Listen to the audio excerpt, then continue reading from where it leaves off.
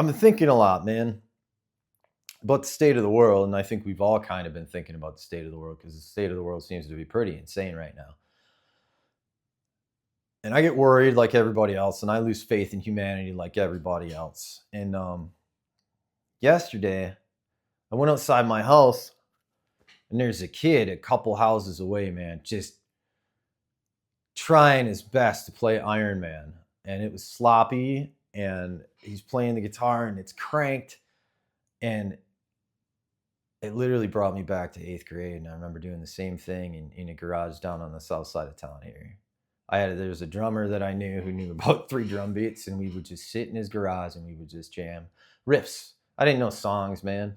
I knew Smells Like Teen Spirit, and I knew a couple Metallica riffs, and I knew some other riffs, and that's what we're doing. And that was like guitar. It was like the thing that I got after nothing made sense. I suck at everything. I couldn't throw a ball. I ran like weird, like just things that people tell you when you're a kid, especially back in the 90s when kids were just like super mean to everybody. And like it's hard to identify a bully when everybody's a bully, and like if you're not being bullied, you're probably bullying somebody else. But I picked up the guitar, man, and like things just kind of started making sense. Like I finally had something that not only was I kind of getting good at, but I really appreciated. So when I walked outside yesterday and I heard that kid, I was just blown away, man. I was so humbled to hear a song over 50 years old, going on 60, and there's still a kid in his garage playing that. And I kind of crept behind the garage and looked in there, and I could see a kid with long hair. And I'm like, it's like I'm looking back at me, and someone then, when I was doing it in 1996, was looking back at themselves in 1970, whatever, learning that song in a garage. And like, of all the things that we have and of all the things that I've ever had in my life, the only thing that ever had a lasting impact was rock and roll. I've done a lot. I was in the military. I've been all over the world. I've been in some wars. I've been in a bunch of crappy situations and a bunch of great situations. I ride motorcycles, and every single choice that I made and every decision that I make in everything that I've ever done, that has been kind of the center, man, because it became this identity. And I can't really explain what that means, and I can't really explain what that is and what it's like to have that kind of identity, But when I saw Angus Young, there's a weirdo in like a school costume who's like 40 years old who's just up jamming on an SG on stage. Like, it made sense.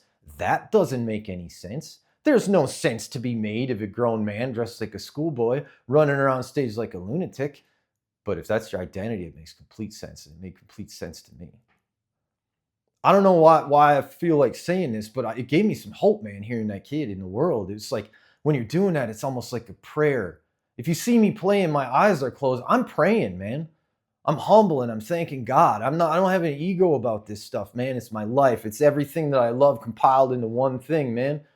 And if it wasn't for that identity, I wouldn't have my wife. If it wasn't for that identity, I wouldn't have the things I have. I wouldn't go to work to do the things I do, man. I work for the Army. I love rock and roll, man. I love it when they bring out the big guns.